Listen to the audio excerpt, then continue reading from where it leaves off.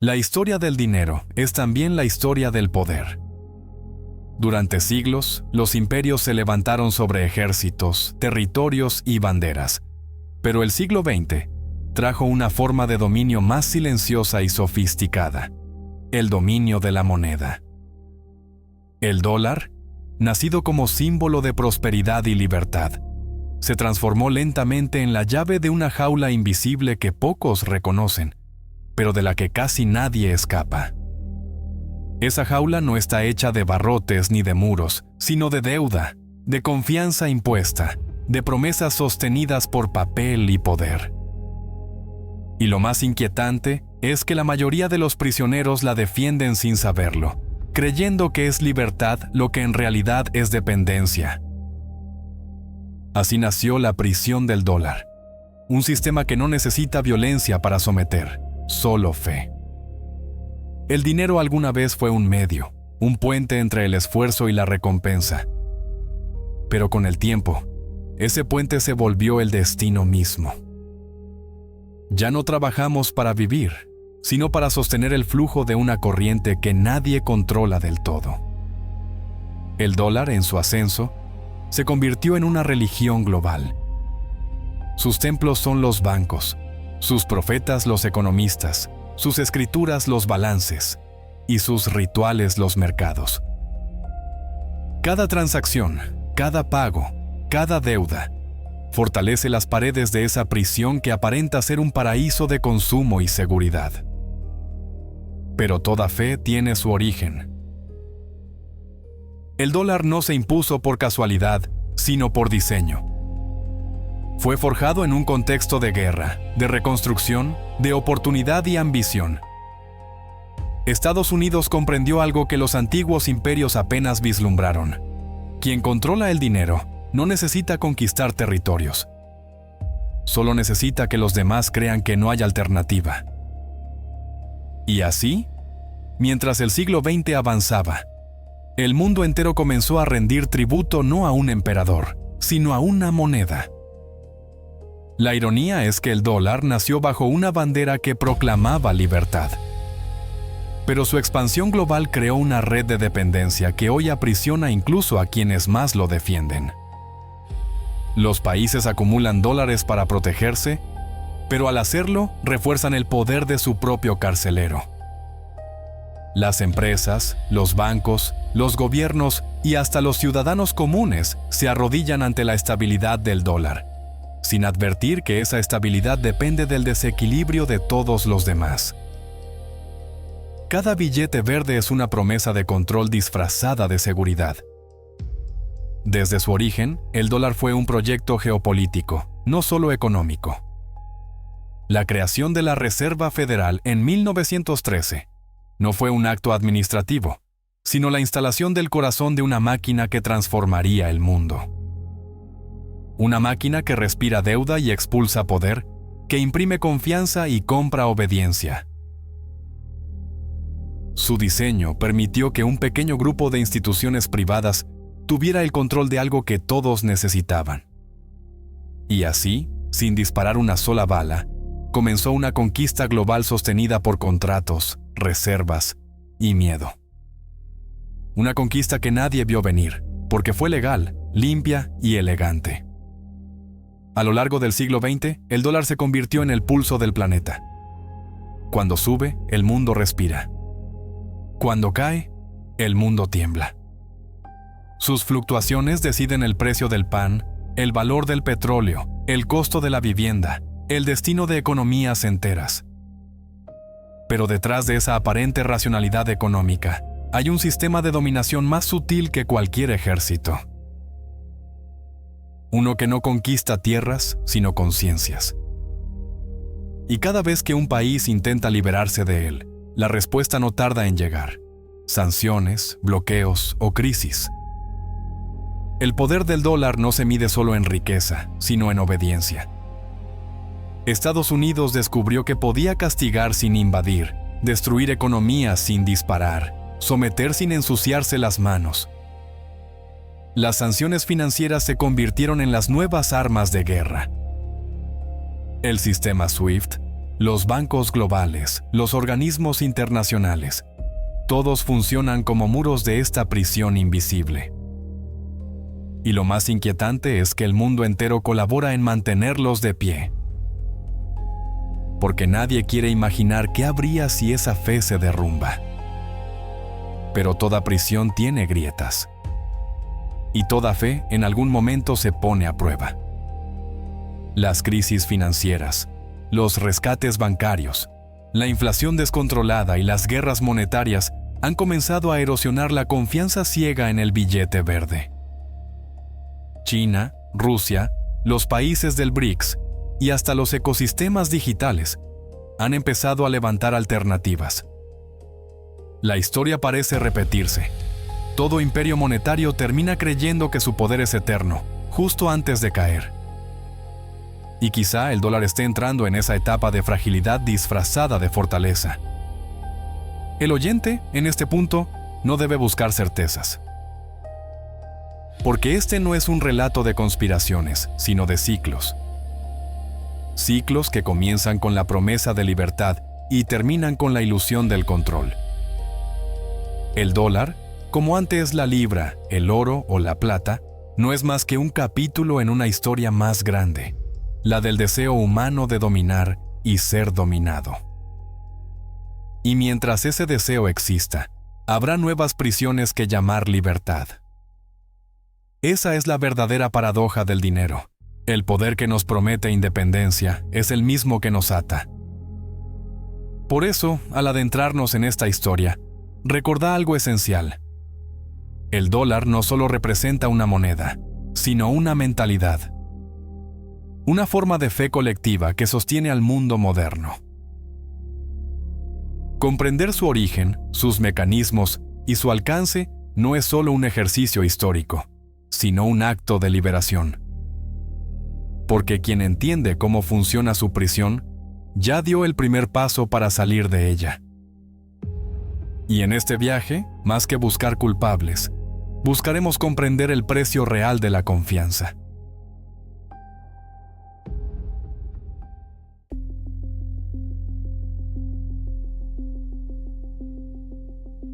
Capítulo 1. 1913. La Reserva Federal y el inicio del control. A comienzos del siglo XX, Estados Unidos vivía un auge industrial sin precedentes. Las fábricas rugían como nuevas catedrales del progreso, y las ciudades crecían impulsadas por la fe en la máquina y el capital. Pero bajo esa superficie luminosa, el sistema financiero norteamericano era un organismo nervioso, propenso al colapso. Los pánicos bancarios de 1893 y 1907 habían dejado cicatrices profundas, fortunas destruidas, bancos cerrados, familias arruinadas. Fue entonces cuando los grandes financieros comprendieron algo esencial. El caos era la excusa perfecta para imponer el orden que ellos mismos controlarían. Y así nació la idea de un banco central. No para el pueblo, sino sobre el pueblo. En 1910, un grupo de los hombres más poderosos del planeta viajó en secreto a una pequeña isla en Georgia, Jekyll Island. Allí, ocultos del escrutinio público, pasaron días y noches, diseñando lo que más tarde se conocería como la Ley de la Reserva Federal. Estaban representados los nombres que dominarían el siglo: Morgan, Rockefeller, Warburg. No eran políticos, sino arquitectos del poder financiero. Su objetivo no era estabilizar el sistema bancario, sino centralizarlo bajo una estructura que, aunque llamada federal, no respondía realmente al Estado. Aquel encuentro secreto fue el verdadero nacimiento del dinero moderno, un dinero basado en confianza y deuda. Cuando Woodrow Wilson firmó la ley en 1913, se presentó como un acto patriótico. Se habló de seguridad, estabilidad y prosperidad. Pero detrás de los discursos había algo más profundo: la entrega del alma económica del país a una entidad privada disfrazada de institución pública. Desde ese momento, el Estado se volvió deudor permanente de la Reserva Federal.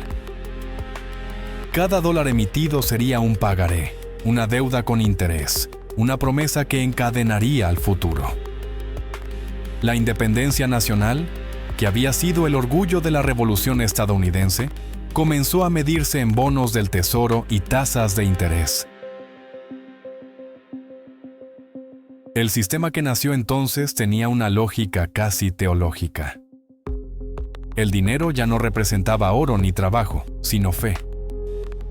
Fe en que los bancos pagarían, fe en que el gobierno sostendría la economía, fe en que el futuro siempre sería más próspero que el presente. Pero esa fe debía administrarse. Así, la Reserva Federal se convirtió en una suerte de sacerdote moderno, regulando los ciclos de esperanza y desesperación, abriendo y cerrando el grifo del crédito para mantener viva la ilusión del control. Era el nacimiento de una religión sin dioses, donde el altar era un escritorio y la hostia, un billete verde. El poder de la Reserva Federal radicaba en algo casi mágico. Podía crear dinero de la nada. Mediante el sistema de reservas fraccionarias, los bancos podían prestar mucho más de lo que realmente tenían. Así, la economía se inflaba como un globo de aire caliente sostenido por promesas.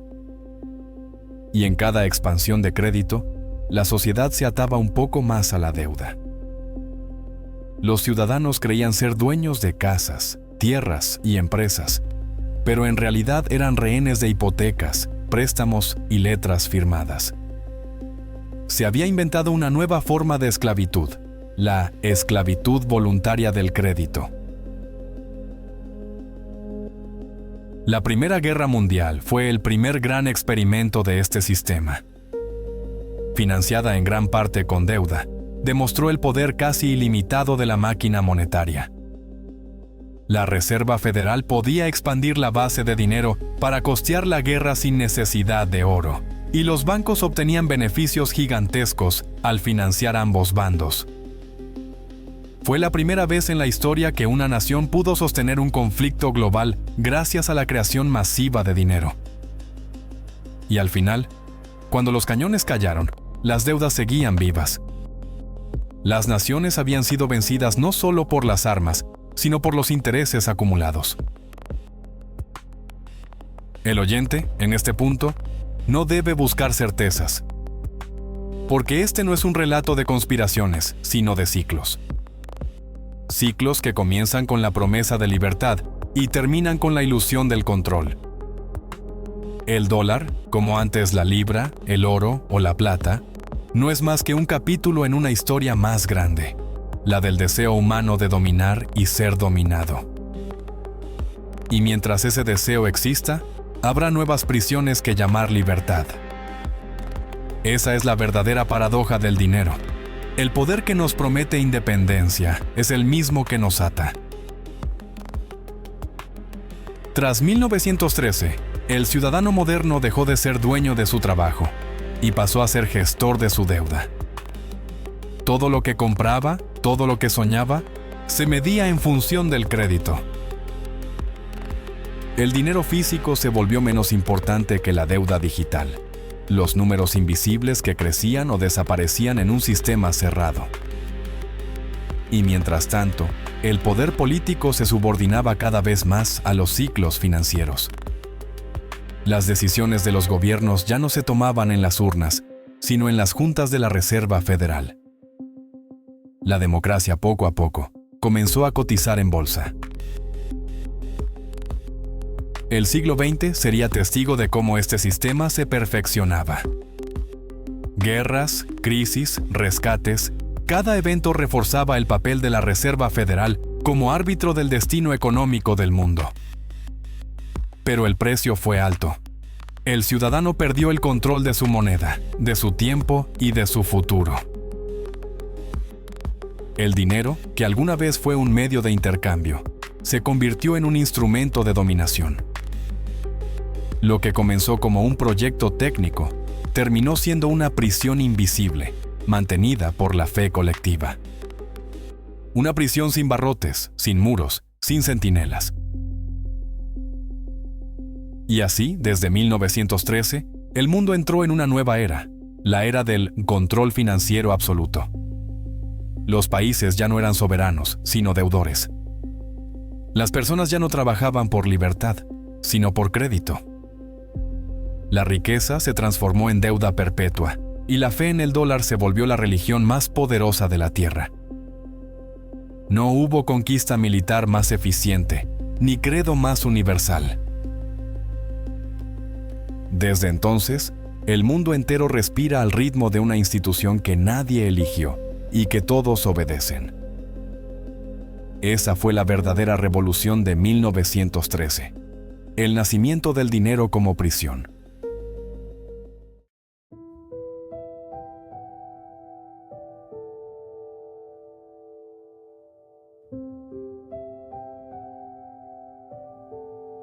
Capítulo 2, 1944. Bretton Woods y el nuevo orden. El año era 1944.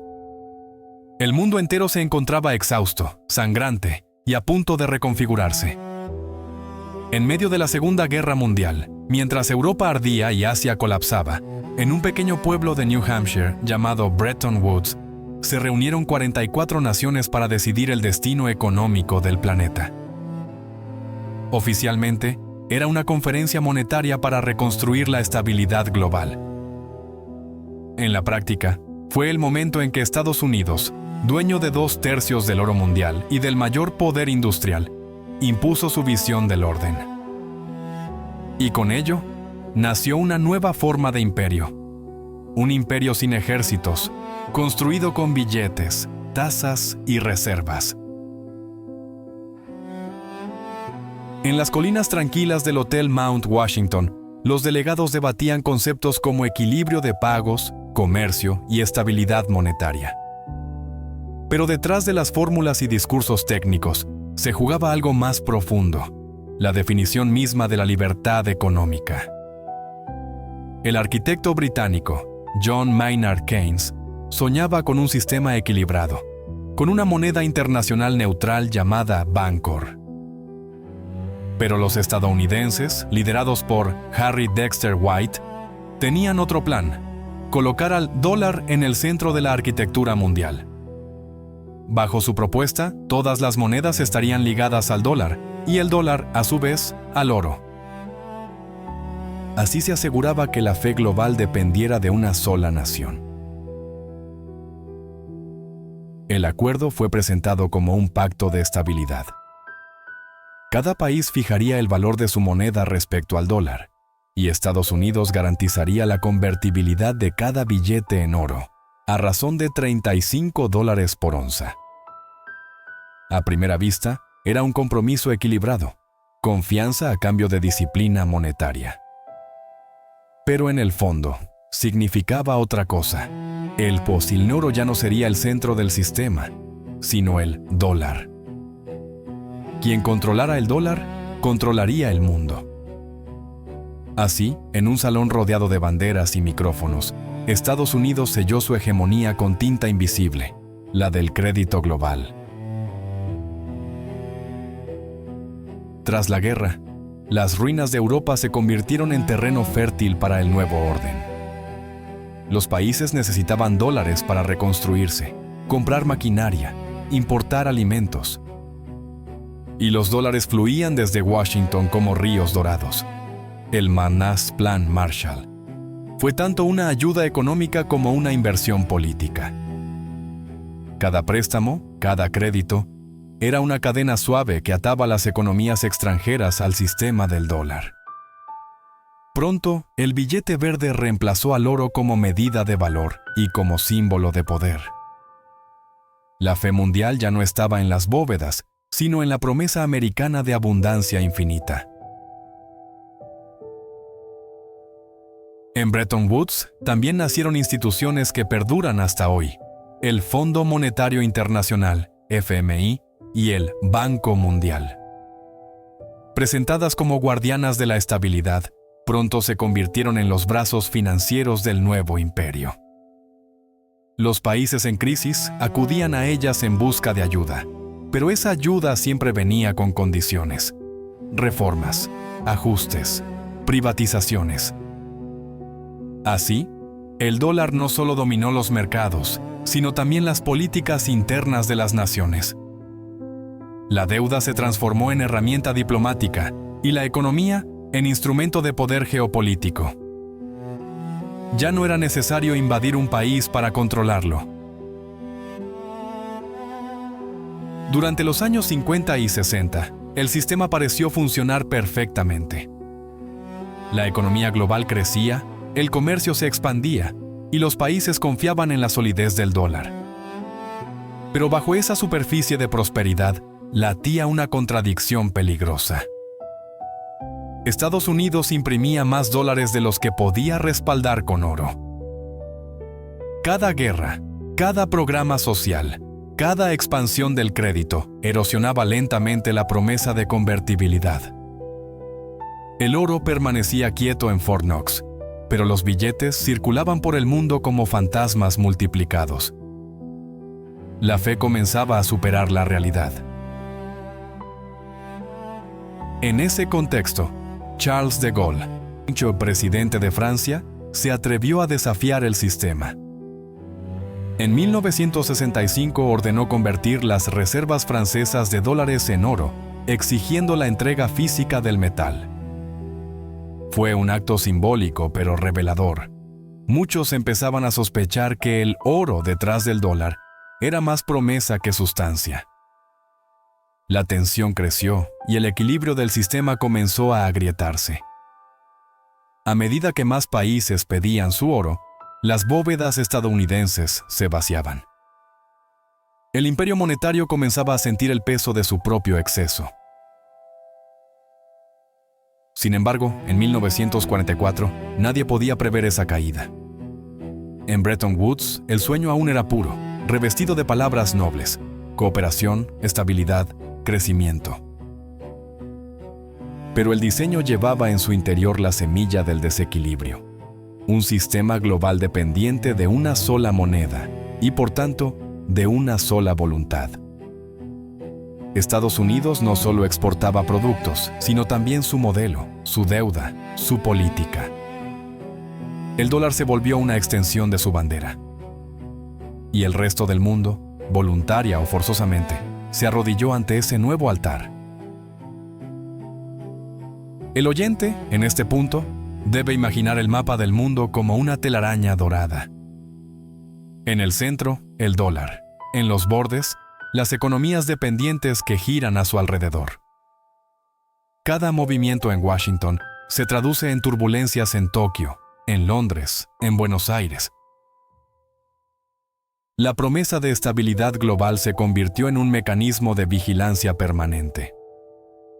El mundo entero fue incorporado al ciclo del crédito y la deuda, al flujo constante del dinero creado por decreto. Y aunque las naciones creían tener soberanía, sus economías respiraban al ritmo del dólar. Así fue como el acuerdo de Bretton Woods, firmado en tiempos de guerra, con la esperanza de paz, construyó una nueva forma de imperio. Uno que no necesitaba tanques ni colonias, porque sus armas eran invisibles: el crédito, los intereses, las reservas. El dólar se convirtió en la sangre del sistema y la Reserva Federal en su corazón oculto. Cada nación, grande o pequeña, dependía de ese pulso. Y así, lo que se llamó Orden Monetario Internacional fue, en realidad, una prisión global cuidadosamente diseñada. Una prisión dorada, donde el poder se medía en confianza y la confianza en obediencia. El año es 1944.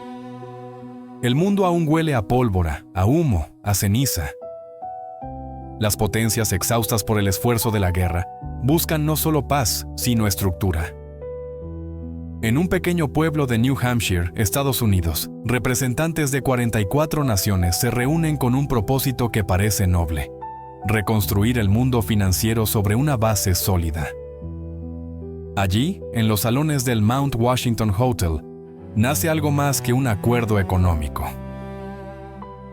Nace una arquitectura invisible de poder.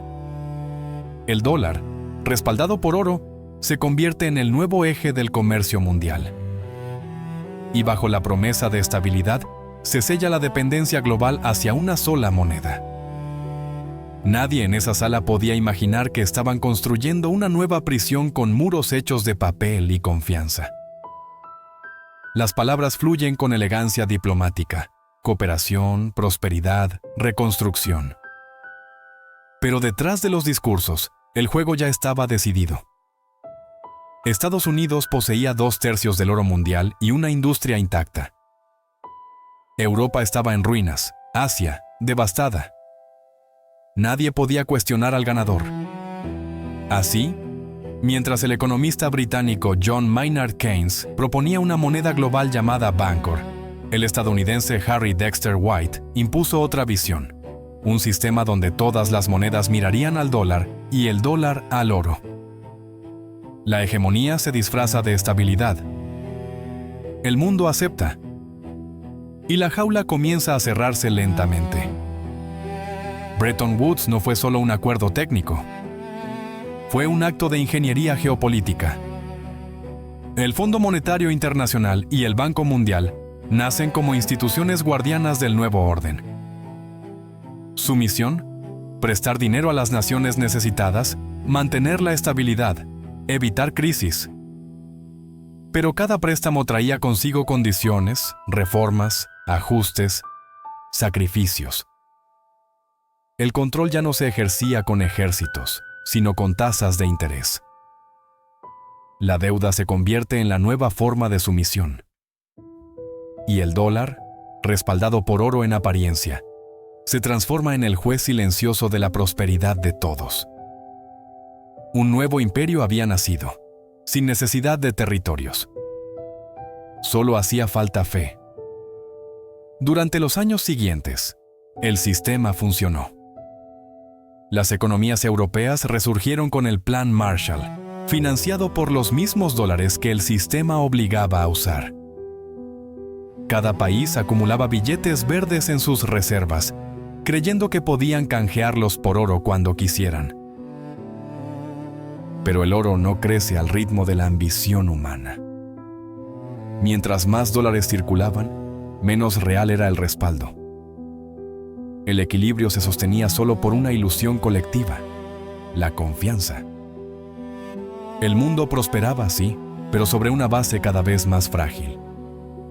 La promesa de estabilidad era, en el fondo, un pacto con el riesgo. Y el riesgo, como siempre, se presentaría disfrazado de oportunidad.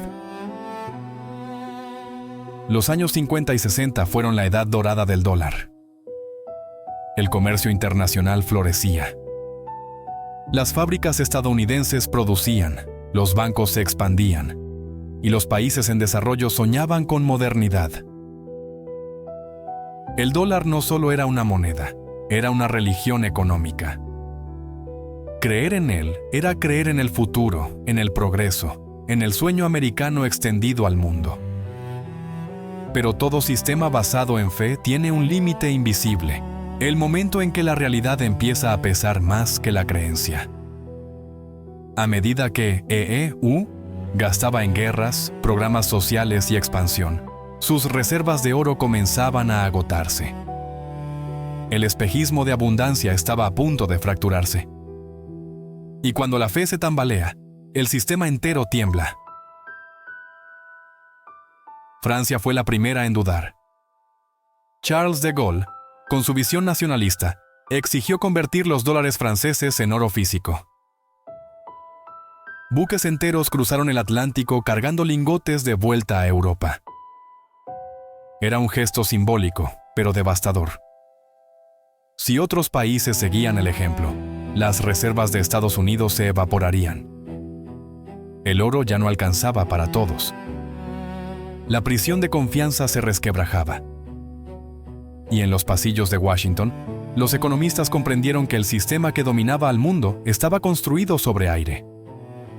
Un aire que pronto se disiparía. Bretton Woods fue, en apariencia, una alianza para la paz. En la práctica, fue el nacimiento de una red de control económico tan sutil que pocos la comprendieron. Los bancos centrales de cada nación quedaron atrapados en una relación de dependencia. Los déficits se financiaban con deuda y la deuda se pagaba con dólares. El flujo parecía eterno. Pero como todo río que crece sin control, tarde o temprano encuentra su límite. Ese límite se llamaría 1971. El momento en que el oro dejaría de ser el espejo del dólar y el papel reclamaría su independencia o su condena. El sistema desde entonces sería puro crédito. Y la fe, la única garantía. Bretton Woods no murió ese día de agosto de 1971. Solo cambió de forma. El dólar, liberado del oro, se convirtió en algo aún más poderoso. Una moneda sin límites, capaz de expandirse como la propia ambición humana. El mundo aceptó esta nueva fe sin cuestionarla, porque las alternativas eran demasiado caóticas. Así, el sistema que había nacido como promesa de orden se transformó en un motor de desigualdad. Cada país que aceptaba préstamos, aceptaba también una parte de la cadena. Cada ciudadano, al usar dólares, reforzaba sin saberlo los barrotes invisibles de la prisión financiera. Y mientras el flujo de dinero crecía, el poder se concentraba. Un poder que ya no dependía del oro, sino de la fe ciega en un billete verde.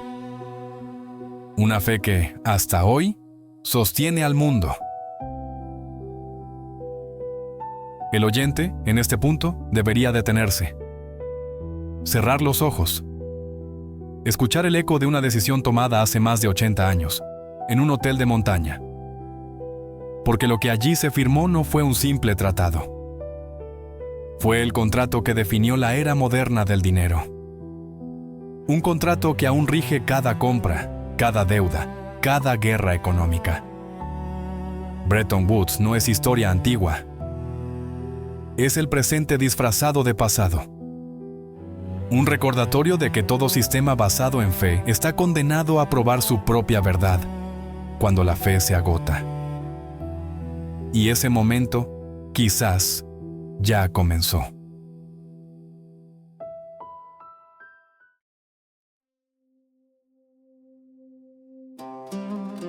Capítulo 3, 1971. Nixon rompe las cadenas del oro. El año es 1971. El mundo observa a Estados Unidos, la nación que había prometido estabilidad eterna, tambalear bajo el peso de su propio poder. Las reservas de oro se agotan lentamente, drenadas por las guerras, los déficits y la confianza excesiva. El dólar, antes respaldado por una promesa tangible, comienza a parecer más una fe que una garantía. Los bancos europeos exigen canjear sus reservas en papel por oro real. Los barcos vuelven a zarpar desde Nueva York cargados de lingotes, como un éxodo silencioso del metal que había sostenido la ilusión. Y en Washington, las alarmas suenan. El tesoro estadounidense se vacía. Algo debe hacerse. Y así, en una noche televisada, el presidente Richard Nixon pronuncia un discurso que cambiaría el mundo. El oro ya no respaldará al dólar. Con esas palabras, pronunciadas el 15 de agosto de 1971, la historia financiera entra en una nueva era. Por primera vez, el dinero se desconecta totalmente de algo físico. El patrón oro, símbolo de disciplina y límite, se rompe en nombre de la flexibilidad y la modernización. En apariencia, era una medida temporal. Nixon lo llamó un ajuste transitorio. Pero la transitoriedad se volvió permanente. El dinero, desde entonces, ya no representaría una cantidad de oro, sino la promesa de un gobierno. El dólar se convierte en una idea. Una idea tan poderosa que logra reemplazar al metal que antes la sostenía. La fe, una vez más, se convierte en la nueva divisa del mundo. El impacto fue inmediato y profundo. Los mercados reaccionaron con desconcierto. Las monedas extranjeras comenzaron a fluctuar sin el ancla del oro. La inflación se disparó, los precios se volvieron inestables y la economía global sintió el vértigo de un salto sin red. Pero en el caos, también nació la oportunidad. El dinero ya no tenía límites. Los bancos centrales podían crear créditos sin depender de reservas metálicas. La deuda, antes restringida por el peso del oro, se transformó en un instrumento de expansión. El capitalismo entró en su fase más simbólica, más abstracta, más dependiente del deseo humano. Y el mundo aprendió que la confianza podía reemplazar cualquier metal. Lo que había sido una economía basada en la escasez, se convirtió en una economía basada en la promesa infinita. La Reserva Federal, liberada del corsé del oro, pudo imprimir dinero para sostener el consumo, financiar guerras y mantener el sistema respirando. El concepto de deuda soberana se volvió aceptable, incluso necesario.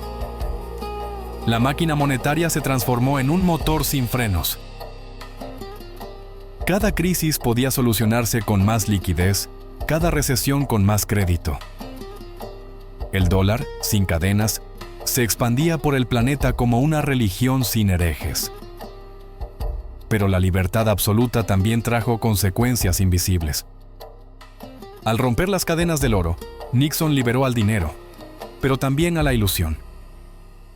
Y esa ilusión, multiplicada por décadas, daría forma a las burbujas futuras. Burbujas hechas de esperanza, deuda y deseo.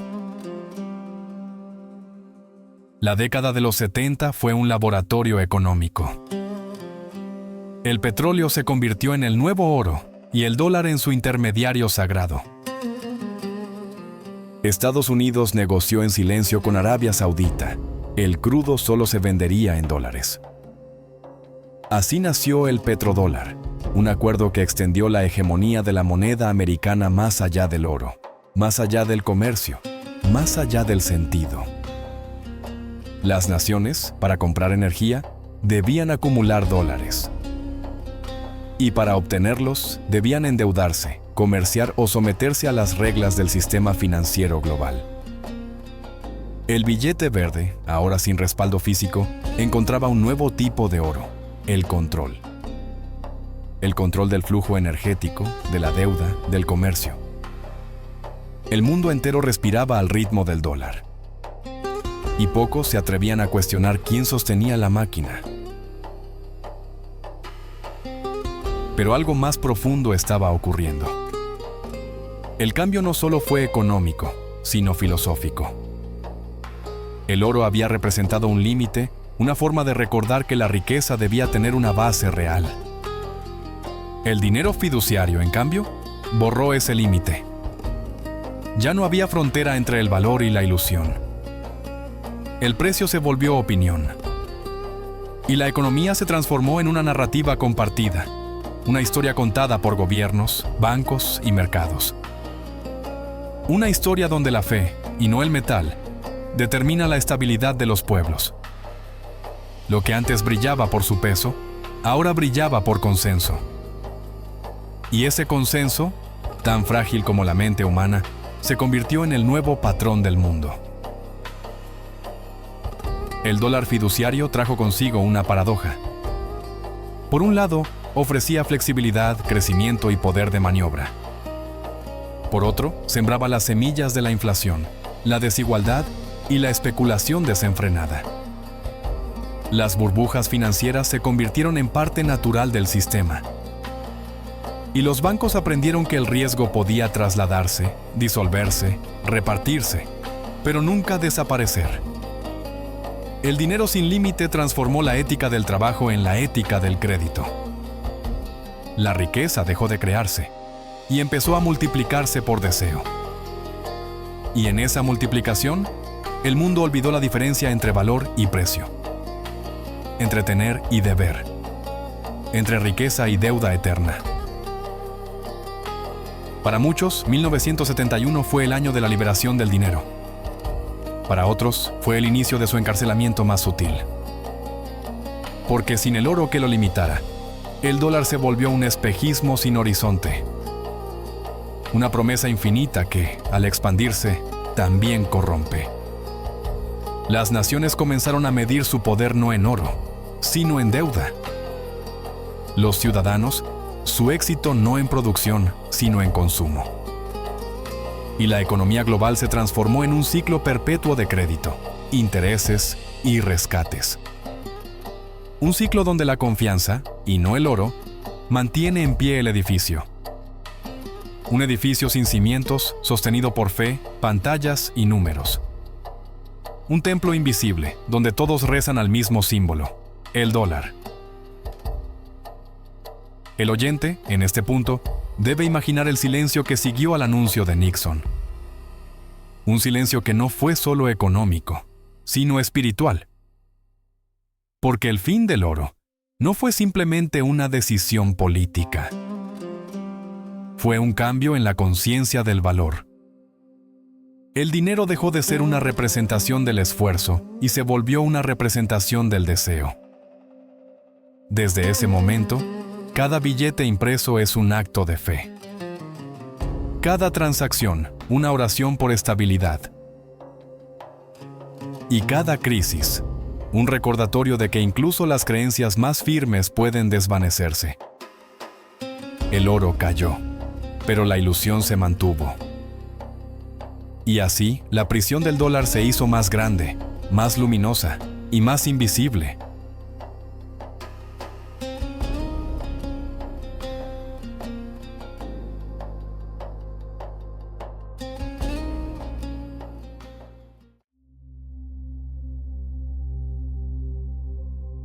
Capítulo 4. El petrodólar. Energía y obediencia. A comienzos de la década de 1970, el mundo despertó a una nueva realidad. El dinero ya no estaba atado al oro, sino al petróleo. La decisión de Nixon había dejado un vacío, un espacio que necesitaba una nueva base de confianza.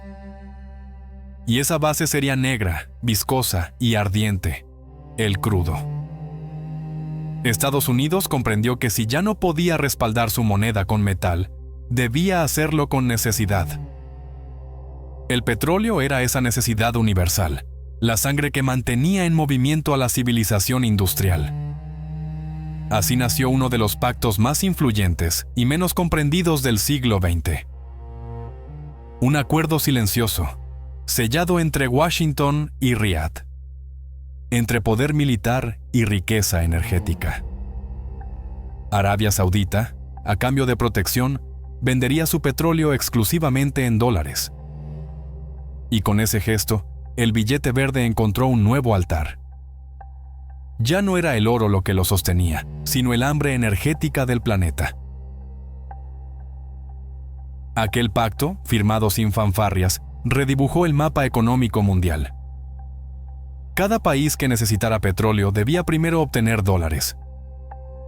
Las naciones importadoras se vieron forzadas a comerciar, endeudarse o rendirse ante el sistema financiero estadounidense. El dólar se convirtió en el boleto de entrada al motor de la modernidad. Europa, Japón y más tarde China comenzaron a acumular reservas en moneda estadounidense, no por lealtad, sino por supervivencia.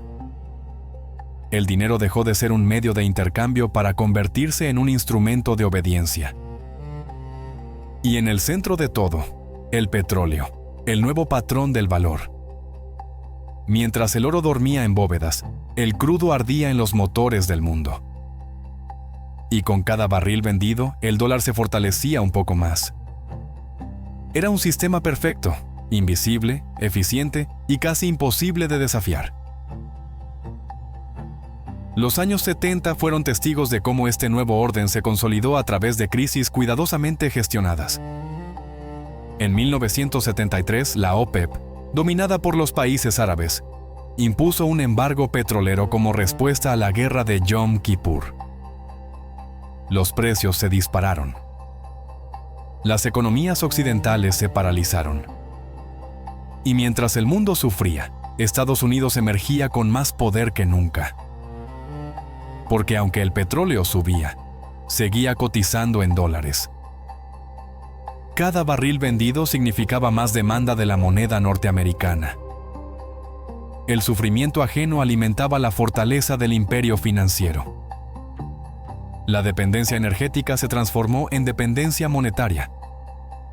Y así, sin disparar un solo tiro, Washington conquistó al mundo nuevamente. En este nuevo escenario, el dólar se volvió un arma geopolítica. Cada nación que osaba desafiar el sistema sufría consecuencias. Irán, Irak, Libia, todos los que intentaron vender su petróleo en otra moneda fueron aislados, sancionados o destruidos. El mensaje era claro: no hay energía fuera del dólar. Y sin energía, no hay progreso. El petrodólar se convirtió en una prisión energética que definió la política exterior de Estados Unidos durante décadas. Detrás de discursos sobre democracia y libertad, se escondía una verdad incómoda. El control del flujo energético equivalía al control del mundo. Los tanques y portaaviones eran solo custodios de esa fe monetaria. Y el sistema financiero, su templo más sagrado. Una religión moderna sostenida por deuda, petróleo y miedo. Con el tiempo, el petrodólar se volvió tan natural que pocos se atrevieron a imaginar una alternativa. Los bancos centrales del mundo acumulaban reservas en dólares porque no hacerlo significaba quedarse fuera del juego.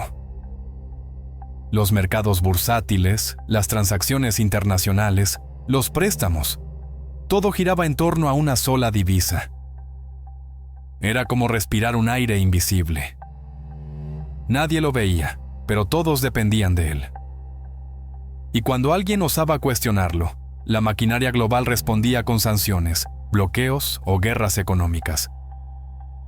El petróleo, el recurso que prometía prosperidad, se convirtió en un recordatorio de dependencia. Y el dólar, el símbolo de esa dependencia, en un grillete financiero. La libertad económica se transformó en obediencia disfrazada de estabilidad. Y el mundo aprendió a llamar orden a su propia sumisión. Sin embargo, el poder del petrodólar no solo se medía en reservas o transacciones. También se medía en la capacidad de moldear comportamientos. Las economías emergentes adoptaron las normas del FMI y el Banco Mundial, instituciones que, bajo la fachada de ayuda, perpetuaban la dependencia. Los préstamos venían con condiciones, y las condiciones con pérdida de soberanía. Así, cada nación se volvió rehén de un sistema que llamaba prosperidad al endeudamiento. Y mientras las élites acumulaban riqueza, los pueblos cargaban con la factura. Era la misma lógica del viejo patrón oro, pero con un nuevo disfraz. El oro brillaba en bóvedas, el petróleo ardía en refinerías, y el dólar los dominaba a ambos. Era la economía del fuego, calor que mueve, quema y consume. Una llama que ilumina el mundo, pero también lo encadena. En los años 80 y 90, el sistema alcanzó su madurez. El dólar era el lenguaje del comercio, el símbolo del éxito y la medida del poder. Las corporaciones transnacionales crecieron como nuevos imperios sin bandera, alimentados por la liquidez infinita del sistema. Cada transacción en Wall Street tenía un eco en el desierto de Arabia, en los campos de Texas o en las costas del Golfo Pérsico. El dinero y la energía se habían fusionado en una danza perfecta. Pero bajo esa perfección, algo empezaba a resquebrajarse. El ascenso de China, la creación del euro, las tensiones en Medio Oriente, todos eran síntomas de un equilibrio artificial. Un sistema tan grande que no podía caerse, pero tampoco sostenerse para siempre. Y el precio de esa aparente estabilidad era la pérdida de soberanía colectiva. La libertad del mundo se compraba con petróleo y se vendía en dólares. A medida que el siglo XXI avanzó, los primeros signos de desgaste se hicieron visibles. Las guerras en Irak y Afganistán, justificadas con discursos morales, tenían raíces energéticas. La expansión de sanciones financieras se convirtió en la nueva forma de guerra. Ya no se necesitaban ejércitos, bastaba con bloquear transacciones, congelar activos o cortar el acceso al sistema SWIFT. El control monetario se volvió una herramienta más precisa que cualquier misil. Las naciones entendieron que enfrentarse al dólar era como desafiar al aire que respiran. Pero el aire puede enrarecerse. Y cuando el oxígeno escasea, surgen los intentos de ruptura. China, Rusia y otras potencias comenzaron a buscar rutas alternativas, nuevas monedas, acuerdos bilaterales. El mundo bipolar del petróleo y el dólar empezaba a fragmentarse. Hoy, el petrodólar sigue vivo, pero su respiración es más corta. La transición energética amenaza con debilitar su dominio. Las criptomonedas, el yuan digital y los acuerdos regionales apuntan a un horizonte distinto. Pero la lección de este capítulo no está solo en el sistema que se construyó, sino en la lógica que lo sostiene. Porque el poder siempre buscará una nueva forma de anclaje. Si el oro fue el primer grillete y el petróleo el segundo, ¿cuál será el próximo? Quizá los datos, la energía digital o la propia atención humana. El dinero cambia de forma, pero nunca abandona su propósito: dominar. Y mientras el mundo crea que la energía está fuera de él, seguirá pagando con obediencia lo que podría poseer en libertad. Así es como el petrodólar se volvió algo más que un sistema. Se volvió un espejo del alma humana.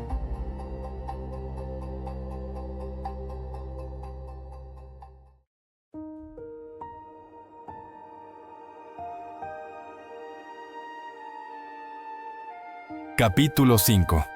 Sanciones financieras. El castigo invisible. El mundo moderno ya no necesita muros ni cadenas para someter a una nación. El castigo, hoy, viaja por cables de fibra óptica, se ejecuta en algoritmos bancarios y se siente en los silencios de las cuentas bloqueadas. Las sanciones financieras son el nuevo rostro del poder. No destruyen ciudades, pero apagan economías enteras. No derraman sangre, pero dejan a millones sin acceso a medicinas, alimentos o crédito. Su eficacia radica en su invisibilidad. No se ven, no suenan, no huelen. Pero están ahí, operando como una asfixia silenciosa. Una nación puede seguir respirando, pero cada bocanada es más corta, más costosa, más controlada. Así es como el imperio del dinero aprendió a castigar sin matar, a dominar sin declararse amo. El sistema financiero internacional, dominado por instituciones estadounidenses y europeas, es el terreno donde se libra esta guerra silenciosa. SWIFT, el sistema que conecta a miles de bancos en todo el mundo, actúa como arteria del comercio global. Controlarlo es controlar el flujo vital del planeta. Cuando un país es expulsado de este sistema, su economía se convierte en un cuerpo sin oxígeno. Sus empresas quedan aisladas, sus transacciones congeladas, sus reservas atrapadas. Es el equivalente moderno de un asedio medieval, pero sin murallas ni catapultas. Los bancos centrales tiemblan ante esa posibilidad. Y esa es precisamente la intención. El miedo a la exclusión es el nuevo látigo del orden global. Y como todo castigo invisible, se justifica en nombre del bien. Porque cada sanción, dicen, es por la democracia, por la paz, por los derechos humanos. Pero la verdad es más fría. Las sanciones no buscan justicia, sino obediencia. Son mensajes cifrados que le dicen al mundo: quien se aparte del sistema pagará el precio. Y ese precio es el aislamiento total. Venezuela, Irán, Corea del Norte, Rusia, todos nombres distintos, pero el mismo veredicto. bloqueo de cuentas, prohibición de exportaciones, congelamiento de activos. Y detrás de cada medida, un recordatorio silencioso: el dólar no perdona. Ningún misil podría causar tanto daño con tan poca visibilidad. Es un castigo que no se filma ni se transmite, pero que puede colapsar un país entero. Y lo más inquietante es que se hace con un clic. Cada vez que un país es sancionado, su gente siente primero el golpe en el mercado. El pan, el combustible, la medicina, todo sube, todo falta. El ciudadano común paga por decisiones que jamás tomó. Y mientras su vida se encarece, las potencias anuncian que el castigo es por su propio bien. La narrativa se repite. Las sanciones son herramientas de corrección, no de opresión. Pero el hambre y la desesperanza no distinguen intenciones. Cada embargo es una forma de guerra sin balas, pero con consecuencias igual de mortales. Porque un niño sin medicina es también una víctima del poder. Solo que su historia no aparece en los titulares. Y su dolor no cotiza en bolsa. Lo más perverso de las sanciones es su carácter moral. Se aplican en nombre del bien, pero su función es disciplinaria. Los países aprenden que el dinero tiene reglas sagradas y romperlas es herejía. El Evangelio moderno dice que la libertad solo es posible si se obedece al sistema financiero global. El crédito se convierte en recompensa y el bloqueo en castigo divino. Así, los gobiernos alineados disfrutan del flujo económico, mientras los disidentes se ahogan en la escasez. El control se ejerce sin ejércitos, solo con contratos y cláusulas. Y cada tratado internacional es una nueva forma de sumisión escrita con tinta diplomática. Porque la esclavitud moderna no necesita barrotes, sino dependencia.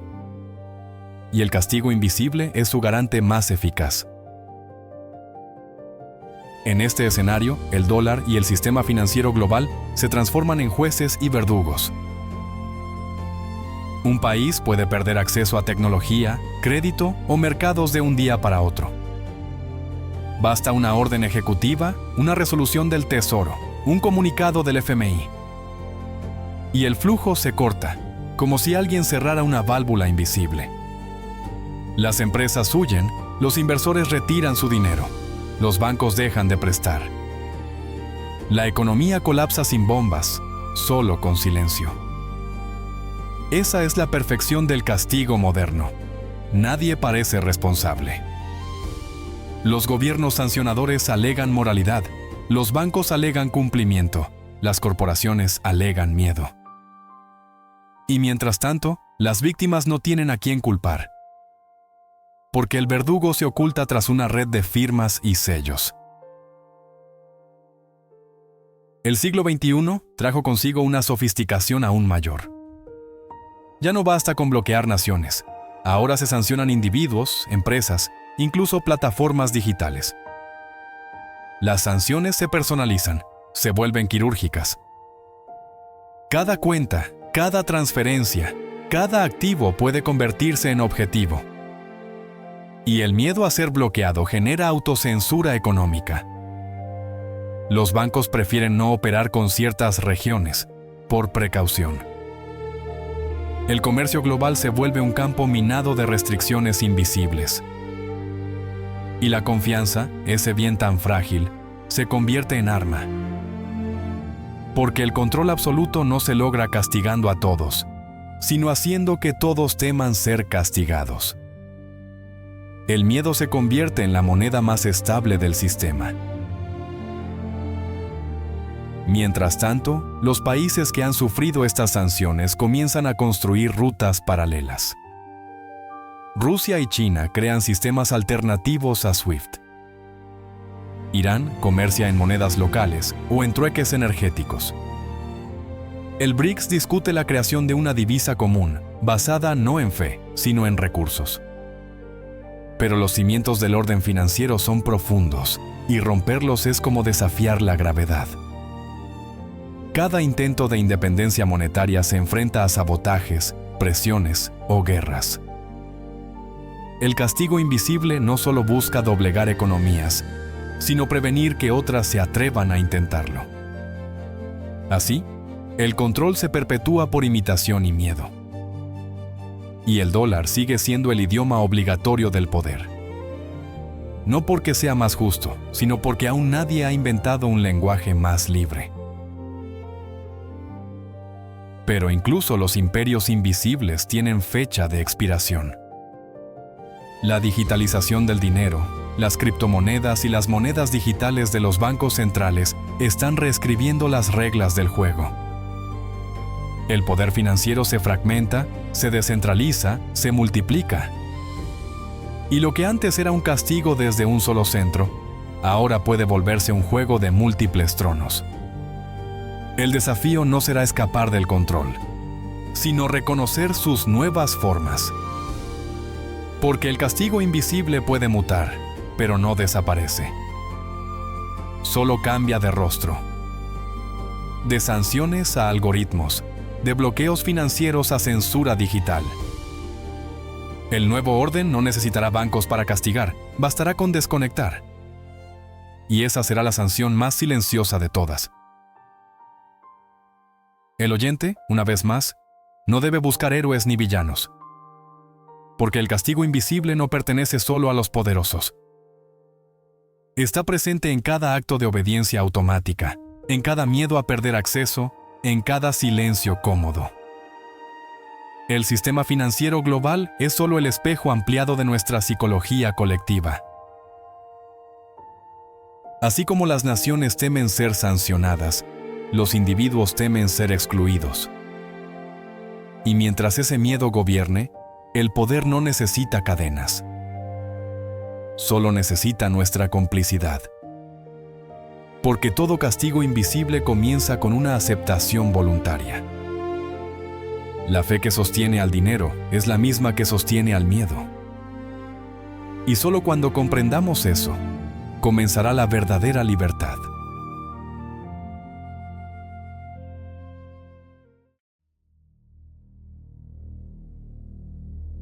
Capítulo 6. Declive del dólar. China, BRICS y la rebelión silenciosa. En los últimos años, un murmullo ha comenzado a recorrer los pasillos del poder económico mundial. No se trata de una revolución con banderas ni ejércitos, sino de una rebelión silenciosa que se libra en las cámaras acorazadas de los bancos centrales. Países cansados de depender del dólar buscan escapar de su sombra. Y en esa búsqueda, el yuan, el oro y las monedas digitales comienzan a ocupar el espacio que alguna vez pareció intocable. La palabra desdolarización ya no es un concepto marginal, sino una estrategia política. Cada contrato en yuanes, cada pago en rublos, cada intercambio en rupias, es una pequeña grieta en los muros de la prisión verde. Y aunque el dólar sigue siendo el amo del comercio mundial, su trono ya no se siente tan sólido. Porque la historia ha demostrado que ningún imperio dura para siempre. Solo cambian los símbolos, los colores y los nombres de los carceleros. Pero la lógica del poder, esa, permanece inmutable. China es el epicentro de esta transformación. Con una economía que desafía la gravedad y un aparato estatal disciplinado, ha comprendido que el verdadero poder no está en las armas, sino en el crédito. Su estrategia no busca destruir el dólar, sino reemplazarlo lentamente, infiltrarlo, diluir su supremacía sin confrontación directa. Los acuerdos bilaterales con Rusia, Brasil, Arabia Saudita y más de 30 países muestran un nuevo mapa económico que prescinde del billete verde. En África, Asia y América Latina, el yuan empieza a circular en contratos energéticos y financieros. Mientras Occidente habla de sanciones, China habla de rutas. La iniciativa de la Franja y la Ruta no es solo infraestructura, es una red monetaria, una promesa de autonomía. Y cada kilómetro de vía, cada puerto y cada préstamo atado al yuan son clavos en el ataúd de la hegemonía del dólar. La rebelión, por ahora, no se escucha en los discursos, pero resuena fuerte en las reservas internacionales. El bloque BRICS, Brasil, Rusia, India, China y Sudáfrica, se ha convertido en el laboratorio de esta transición. Sus líderes ya no ocultan su deseo de construir un sistema financiero alternativo. Han discutido la creación de una moneda común respaldada en oro, materias primas o incluso energía. La idea parece audaz, pero cada año gana más adeptos. Rusia vende su gas a China en yuanes, Brasil comercia con India en reales y rupias, y Arabia Saudita evalúa aceptar pagos no dolarizados por su petróleo. Es una reconfiguración silenciosa, pero profunda.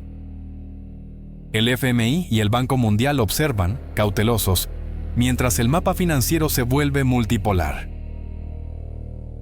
Cada alianza fuera del sistema dólar debilita la red invisible que antes ataba a todos. Y aunque el proceso es lento, ya no parece reversible. La hegemonía, como toda prisión, comienza a mostrar grietas desde dentro.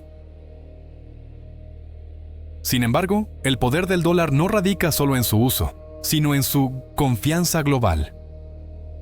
Desde 1944, el mundo entero ha medido su valor en relación con el billete estadounidense.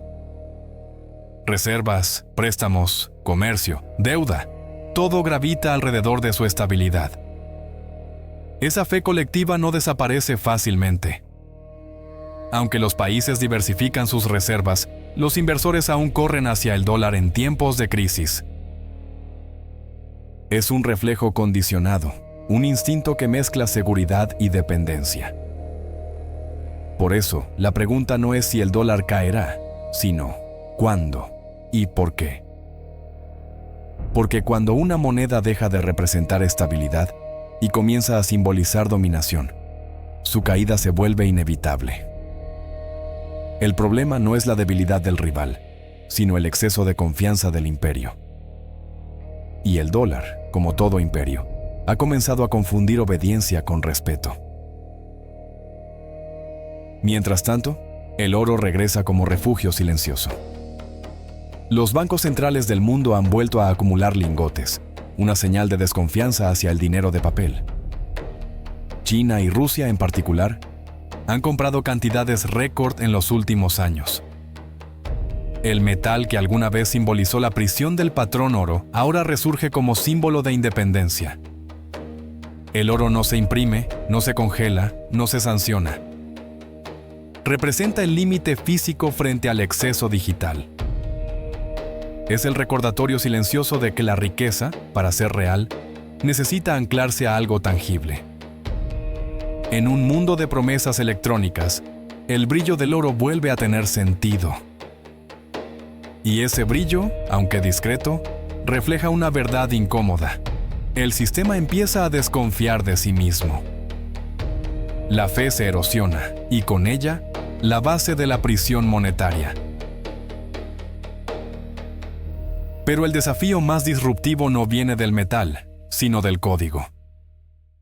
Las criptomonedas y las monedas digitales soberanas están redibujando el concepto mismo de dinero.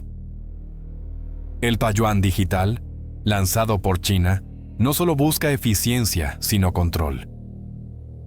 Cada transacción deja una huella, cada movimiento puede ser monitoreado. Es una herramienta de vigilancia, pero también una forma de independencia del sistema SWIFT y del dólar. Otros países observan el experimento con atención. Si el yuan digital prospera, podría convertirse en la primera moneda capaz de competir globalmente sin pasar por bancos estadounidenses. Sería la nueva cara de la hegemonía, más eficiente, pero igual de controladora. Porque incluso cuando el carcelero cambia, la prisión puede mantenerse intacta. Solo cambia el uniforme del guardia. En este tablero geopolítico, La desdolarización no es solo una cuestión económica, sino espiritual. El mundo busca liberarse del dominio de un símbolo que ya no representa equilibrio. Las naciones emergentes no quieren destruir el sistema, sino reescribir las reglas. La multipolaridad económica es el nuevo evangelio. Pero cada intento de emancipación trae consigo un nuevo tipo de dependencia. Hoy el miedo al dólar puede ser reemplazado mañana por el miedo al yuan o al algoritmo. La libertad monetaria absoluta sigue siendo una ilusión, porque el dinero, en cualquier forma, siempre representa poder. Y el poder, como la gravedad, nunca desaparece. Solo cambia de dirección. Y arrastra con él a quienes creyeron que podían flotar fuera de su órbita. El dólar, sin embargo, aún no ha caído. Sus raíces son profundas, su influencia política y militar, aún decisiva. Estados Unidos mantiene alianzas estratégicas, controla rutas de información, domina instituciones financieras globales. Mientras su ejército patrulle mares y sus sanciones impongan miedo, el dólar seguirá respirando. Pero el tiempo erosiona incluso los pilares más firmes. Y cada ciclo económico, cada crisis, cada deuda impaga añade un grano de duda. La pregunta ya no es si el dólar sobrevivirá, sino ¿en qué forma? Porque incluso si desaparece como papel, su espíritu, el del control a través del dinero, puede reencarnarse en nuevas tecnologías. Tal vez el dólar muera, pero la prisión seguirá en pie. Solo que sus barrotes serán invisibles y digitales. Así termina este ciclo, donde la rebelión silenciosa se mezcla con la resignación colectiva. China construye su red, Rusia refuerza su oro, el BRICS promete autonomía. Pero el mundo sigue midiendo su riqueza en una misma unidad, el poder. Y mientras el poder siga concentrado, ninguna moneda será verdaderamente libre. El oyente debe entender que el fin del dólar no garantiza la libertad del mundo. Solo abre paso a otro imperio, con nuevas reglas, nuevos símbolos y los mismos temores. Porque la historia del dinero no trata de billetes ni metales. Trata de fe, control y deseo. Y esos tres elementos, juntos, han sostenido al mundo desde que aprendimos a llamar valor a lo que en realidad es solo una ilusión compartida. El ciclo continúa. Neon. Reflexión final. El precio de la fe en el dinero. Durante todo este viaje, hemos recorrido la historia de una promesa. La promesa de que el dinero podría darnos seguridad, poder, sentido. El oyente ha sido testigo de un siglo de ilusión financiera, de un teatro global donde los actores cambian, pero el guión permanece idéntico. La economía moderna no es solo una red de transacciones, sino una red de creencias. Cada moneda, cada cifra, cada billete impreso representa algo más profundo que valor. Representa fe.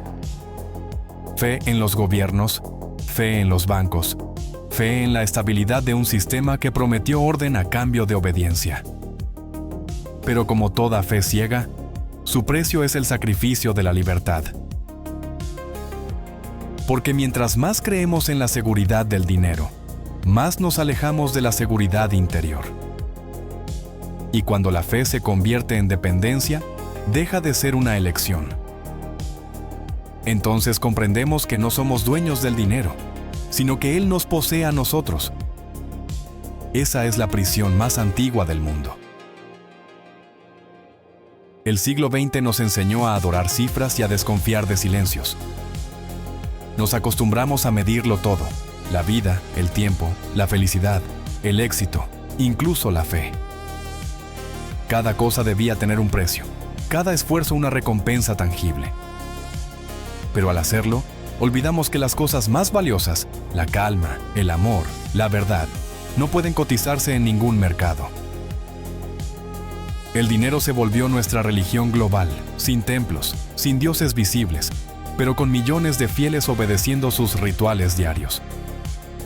Trabajar, consumir, ahorrar, endeudarse, temer. El calendario financiero reemplazó al espiritual.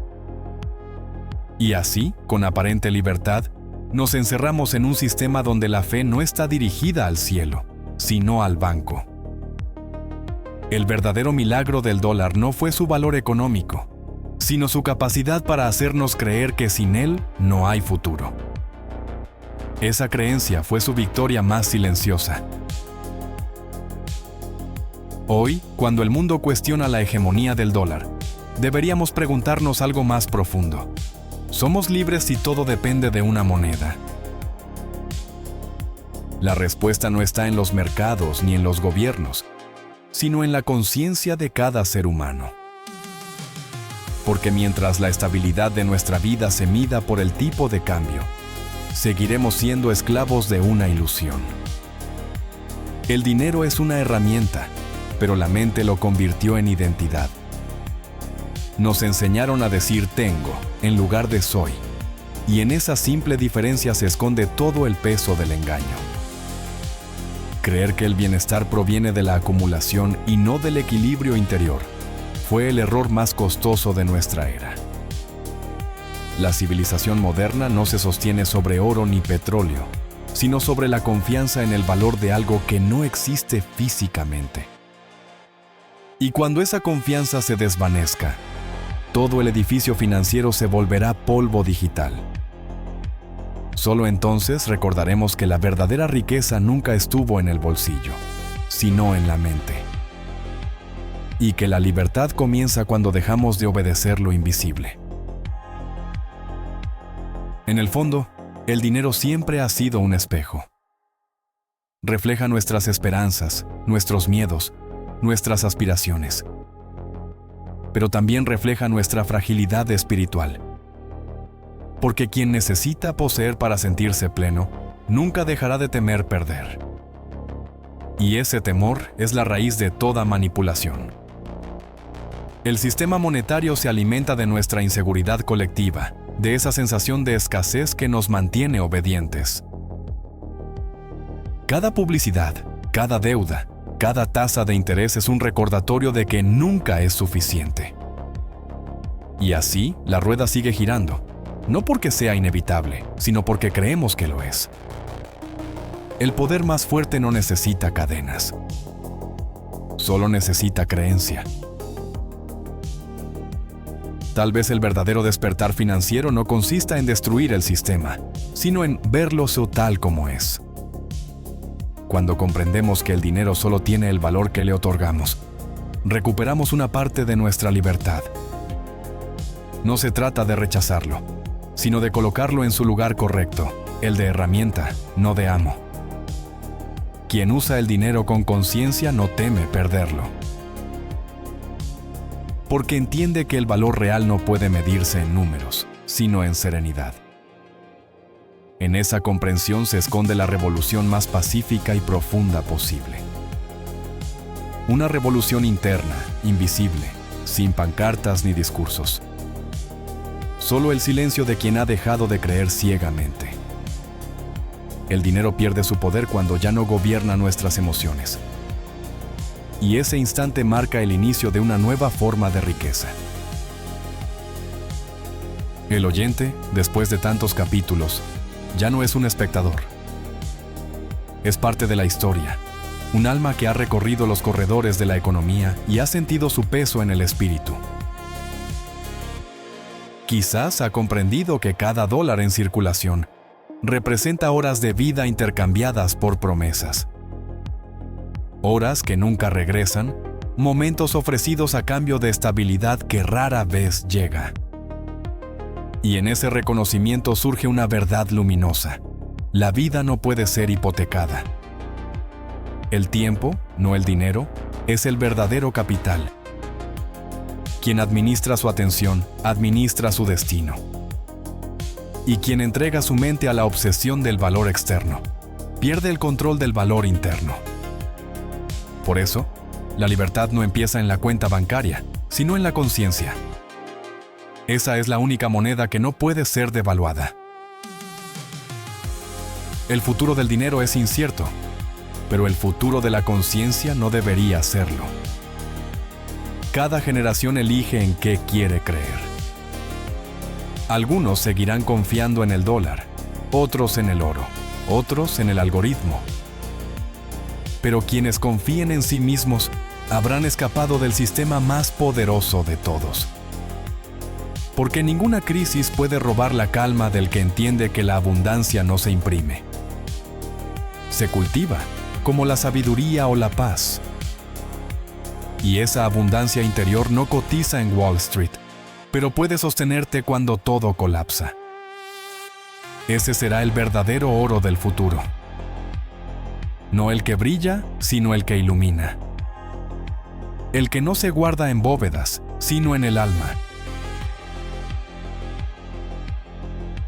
Quizás el dinero no fue el problema, sino nuestra relación con él. Nos acercamos con deseo, con miedo, con codicia o culpa, pero rara vez con equilibrio. Aprender a mirar el dinero con desapego es el desafío espiritual más complejo del siglo XXI.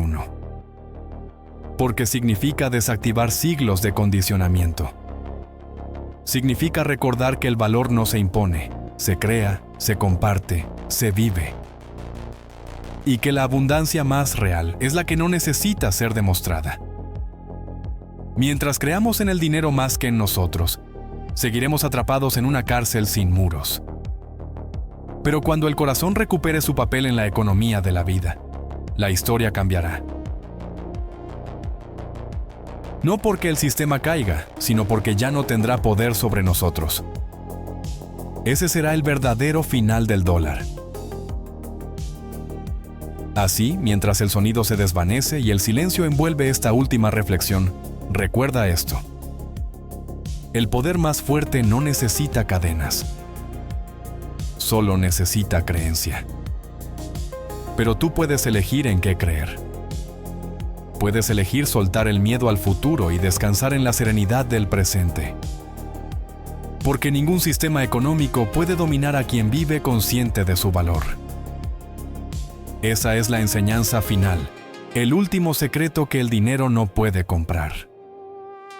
La fe puede levantar imperios, pero también puede liberarte de ellos. El precio de la fe en el dinero fue nuestra libertad. Y el acto de recuperarla, el inicio de un nuevo despertar.